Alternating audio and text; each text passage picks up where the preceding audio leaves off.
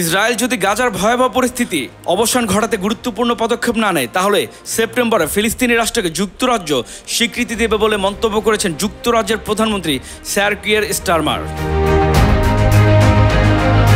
এর মধ্যে ইসরায়েলকে অন্যান্য শর্ত পূরণ করতে হবে বলে উল্লেখ করেছেন যুক্তরাজ্যের প্রধানমন্ত্রী, যার মধ্যে রয়েছে যুদ্ধবিরতিতে সম্মত হওয়া, দ্বিরাষ্ট্রীয় সমাধান প্রদানে দীর্ঘমেয়াদী টেকসই শান্তিতে প্রতিষ্ঠায় প্রতিশ্রুতিবদ্ধ হওয়া এবং জাতিসংঘকে সাহায্য সরবরাহ পুনরায় শুরু করার অনুমতি দেওয়া।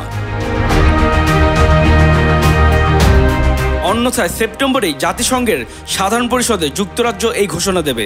এর আগে গত সপ্তাহে ফ্রান্সও ঘোষণা করেছিল যে তারা সেপ্টেম্বরে আনুষ্ঠানিকভাবে একটি ফিলিস্তিনি রাষ্ট্রকে স্বীকৃতি দেবে, যা ছিল G7ভুক্ত বিশ্বের ধনী দেশগুলোর মধ্যে প্রথম কোনো দেশের ঘোষণা। মঙ্গলবার জরুরি মন্ত্রিসভা বৈঠকের পর এক সংবাদ সম্মেলনে স্যার কিয়ার স্টারমার বলেন, গাজার অসহনীয় পরিস্থিতি এবং দ্বিরাষ্ট্রীয় সমাধানের সম্ভাবনা হ্রাস পাচ্ছে।